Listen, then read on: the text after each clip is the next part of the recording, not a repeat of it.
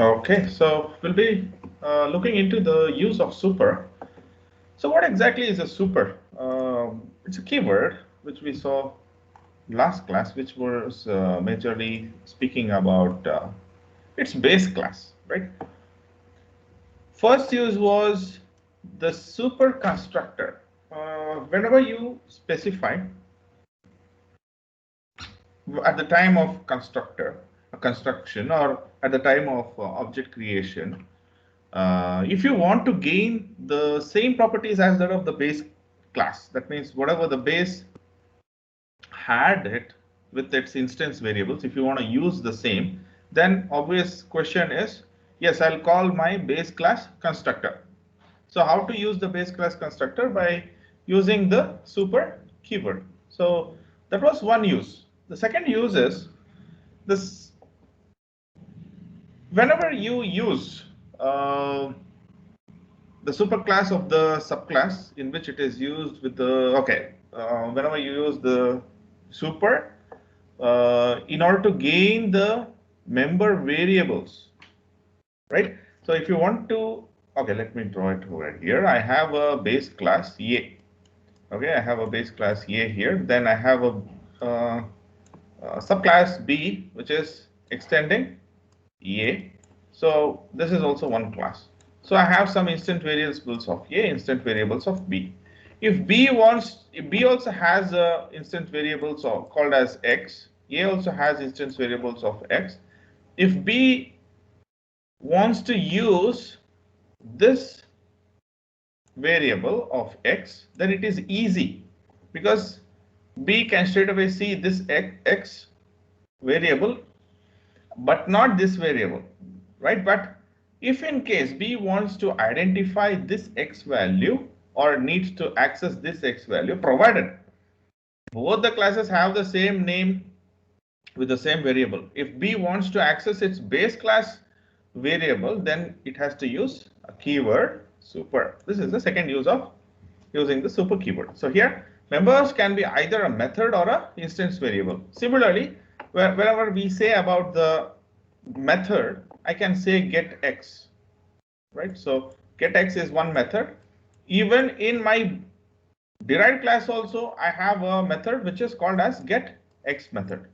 So both the classes have the same name. If I want to access this getX, simply call the method getX. It will understand.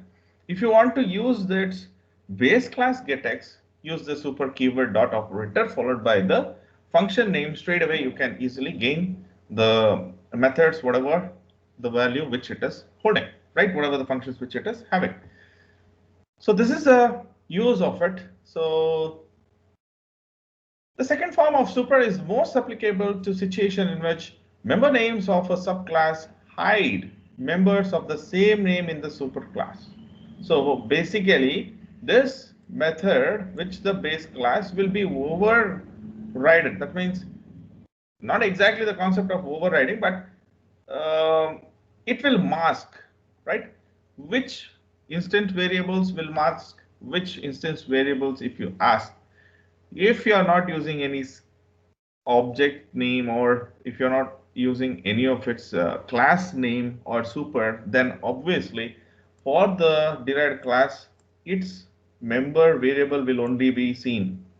Okay, so if it wants to access its base class in variables, member variables, then you can use the super. So whenever in the base class it sees a keyword super, compiler will automatically know that, okay, yes, now it's time I need to look into the class, the base class of the existing class. So that's where I need to gain the information. So that's one way. That's one way of the use of the super. So we'll look into the example here, how the example looks like. So yeah, so we have a class A. In a class A, we have only integer I. So we also have a class B. So class B has some member variable and member function. So member variable is I. Member function is a b of a comma int b. So this is a constructor. basically, yeah, this is a constructor. So this void show is the function of whom? It's a function of class B. All right. So yeah, then we have our main class. So the main class name is use super, and we have a main class. So what exactly is happening? Let us see into it. So the structure is simple. Class A, class B, both are having I. Remember. All right. So we'll start from main. So main, we are creating an object of B called as sub object. So which is equals to B of 1, 2. So what is 1, what is 2?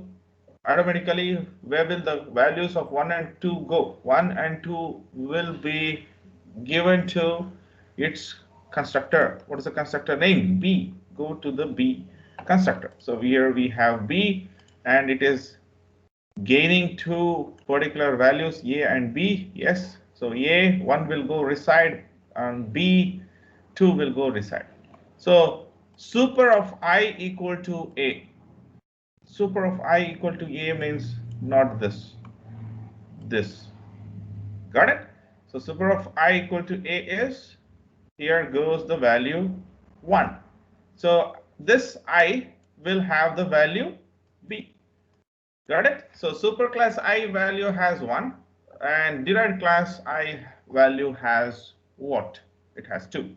So this constructor will initialize the value of 1, 2 for the base class and the derived class, followed by subobject.show method. So subobject, I have it over here. Yeah, so subobject is B, right? So B dot show method. So show method will give you what? So system.out.println I in superclass, whatever you give, you can give here, but still this is what matters. So super of I, which value will be printed here, guys? Which value will be printed here?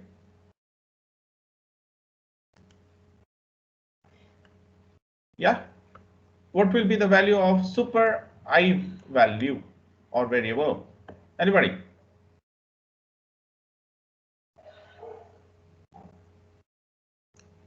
So 1 will be the value for the superclass, and for the subclass the value will be 2. Let's see into it. So running. Yes, so superclass value is 1, subclass value is 2. This is a very simple program which is giving us the use of the second use of super. First use of super was to utilize the constructor calling, and the second super is used to call the member variables of the base class. So I hope you don't have any issues here. So the next topic will be moving on to the multi-level hierarchy. So what I mean by multi-level hierarchy, we have many levels. That means many levels in the classes. So these classes have one base class is with the derived class, and the hierarchy goes. Let's look into these. So basically, yeah, you can say that, accept that the use of subclass as a superclass of another. Yes, it can be. So as I said, A, B, C. So A is base class for B. B is base class for C. Perfectly fine. For example, in a given class ABC, C can be a subclass of B, which is a subclass of A2. Right? When this type of situation occurs, each subclass inherits all the traits found in all the superclass. That means C can gain the information of B, C can gain as well as the information of A. B can gain only the information from A. A cannot get the values from B and C. So let us see. This is basically the multi-level hierarchy, which will be very useful. Consider the program box weight is used as a superclass to create a subclass called as shipment. Shipment inherits all the traits from the box weight and adds a field cost called cost. So let's look into this example here. We have a method class called as box. We have another class called as box weight, which is extending from box. So what happens to the box now? Box is base class and box weight is derived class. So box weight has its own constructor, and we have sort of constructors. And here again we also have another class which is called as shipment. Shipment is also again extending from box weight. That means it is inheriting the properties of box weight. So does this shipment has any constructor? Yes, it has one object, and it also is getting 5 values from the constructor value here. Of course, we'll look into that each clearly. Then we have a 0 parameter constructor, we have 3 parameter constructor, and demo shipment is one particular main method. So in the main method, the program runs. So it may look pretty lengthy, but it's a very decent, a very simple program, right? So do not worry about, okay, so much things, so much of data I need to save it in your brain. No, understand the concept and start working on it. All right. So do not or never by heart the programs. You will not be gaining that information, much of the information which you actually need it. Understand the concept. All right. Yeah, as we all know, where does the execution of a program start from? Execution of a program starts from the main method, and main class is demo shipment. And what is the first thing which you are seeing here? So we are seeing shipment 1 object has been created. So shipment 1 object is belonging to the class shipment. So yeah, are you sending any values to those objects? Shipment 1? Yes. So how many values? 5 values, 10, 20, 15, 10, 3 point food. So 1, 2, 3, 4, 5 values you are sending. So automatically compiler, what it does is it goes to the class shipment. It goes to the class shipment, searches for 5 parameter constructor. So straight away we'll also go in the same way. It goes to the class shipment and it looks for 5 parameter constructor. Okay, so we have the 5 parameter constructor here. Yes, so this constructor will be called, and again see here what are we using? The first property of super, calling the constructor, base class constructor. So here WHDM, what are those values? Width, height, depth, and I guess M is for some mass.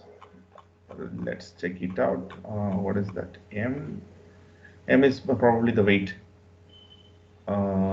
Yeah, so where are the 5 values? The 5 values are here. So WHDM will be sent to its super class. Who is the super of this shipment class? Box weight.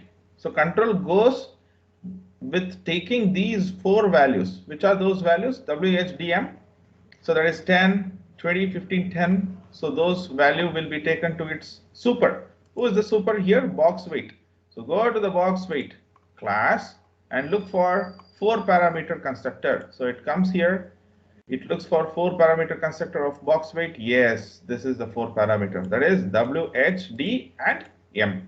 So in that, WHD will be sending to its once again to the super class of it. So who is the super of this box weight?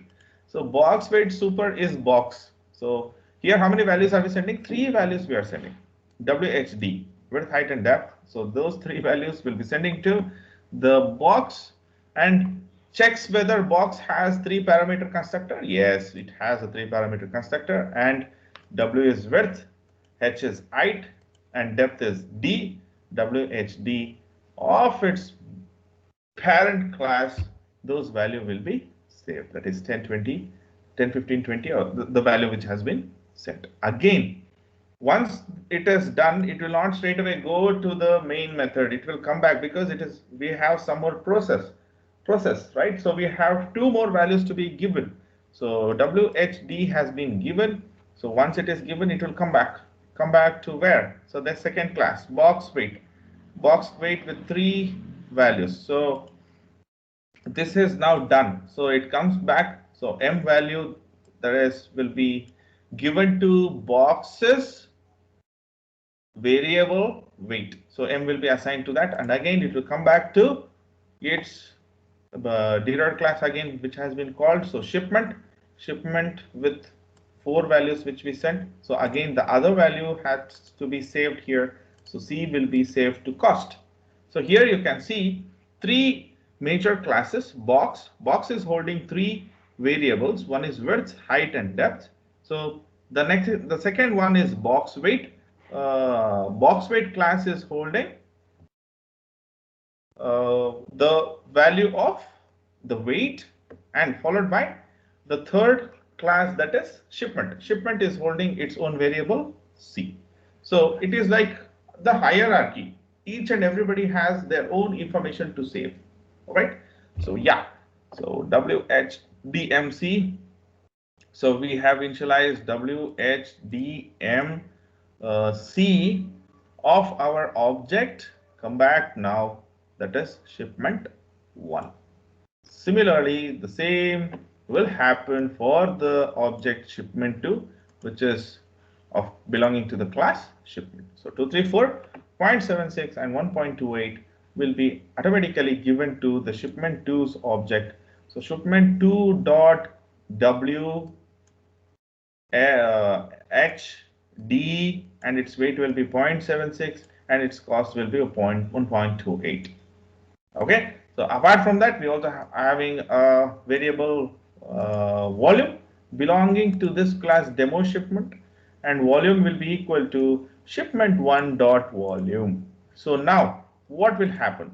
Shipment 1 object, it checks is there a method volume. So go to that particular shipment class. So shipment class is over here. The shipment class has a particular function called as volume. Just check it out. Do we have a volume over here? No, we do not have. We do not have a volume over here. Okay, it checks. Is it extending any other class? Yes, box weight. So now go to box weight. So go to box weight. In the box weight, do we have a method called as volume? It checks over there. So in box weight class, do we have a method volume? No. Once it does not find the particular method volume, it also checks, are we inheriting anybody? Yes, in the box. Go to the box class. Check whether there is a method volume. Yes, we have a volume. So now, whose object we are calling now? Shipment 1's object, volume has been called, and width is 10, 15, and 20 respectively. Those will be multiplied. That means those will be multiplied and it will return the value. It will return the value. Probably 3000 is what the value which it will return as a value of returning type double. And whenever you are sending the double, you should also receive in the same way as double. That's why volume is of double, and your volume will be equal to respective volume of it. That is 10, 20, and 50. So that will be the 3000 value for the volume. So yeah, we are not yet printing it. We are just saving it. So next statement is volume of shipment 1 is volume. That means now it will print what is the volume. 3000 will be the volume. So next, weight of shipment 1 is shipment 1 dot weight. Shipment 1 dot weight is actually what? It is, the value is 10. How exactly it goes? It goes to shipment 1 object. That means its class, its object, and the object value. It has been storing 10, so it will print it as 10, and the cost will be, shipping cost is $3.41. So that will be the cost of this. Okay, so the next thing is, okay, we have a small new line statement here. Next, the same thing for my shipment to object. So what will be the volume for shipment to? 4 3s are 12, 12 into 2, 24. So 24 will be the volume. And what will be the weight of this particular shipment here? The shipment weight will be 0.76, and the cost of this particular shipment will be $1.28. All right, so I guess we people have seen, but still here many of the constructors have not been utilized. No issues. If it is not issued, if it is not given, doesn't matter. All right, so let's look into this example output. Then we'll also go into 2-3 examples of it, taking out the objects. So let's run it. So if you run it, so 3010 3.41 will be the shipment 1 information, and shipment 2 information is 24.76 and 1.28. So I guess that's the same answer which we actually recalled. So what I'll do is I'll create another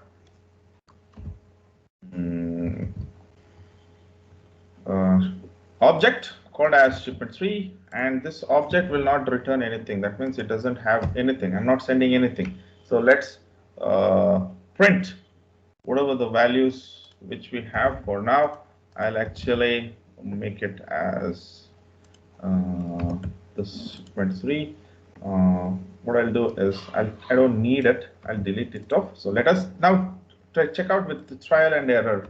Right, so this will be the shipment 3, and this will be the shipment 3 object now. So what will be the output, guys? What will be the output? So according to my thing here, shipment 3 dot volume.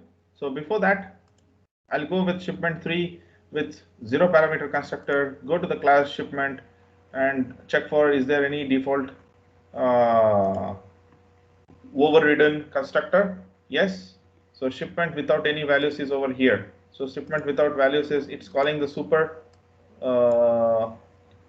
base constructor, and it goes to the super. Who is the super here? Box weight. So box weight, does it have a this thing, a constructor, 0 parameter constructor? Yes, it has. So what it does, it's calling again its super class. So it super class constructor. So it comes to the super class constructor, that is box. So weight will be -1, height will be -1, depth will be -1. That means if you're not sending any of the information, automatically everything will be set to -1. So it comes back to the box weight class. So again, here the weight is also made as -1, and again it comes back to the shipment.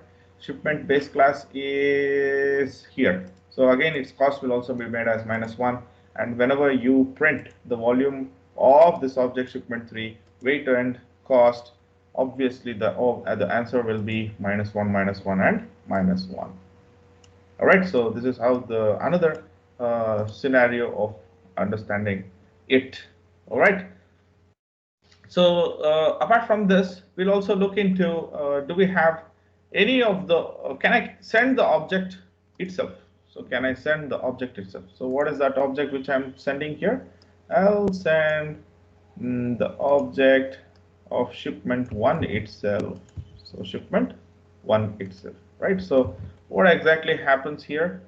So whenever I'm saving the object shipment 3 with the value object as shipment 1, so whatever the contents of shipment 1, see to that this is an object, right? So this I'm copying all the contents of shipment 1 to over the shipment 3. So whenever I print shipment 3 here, I should get the values of these.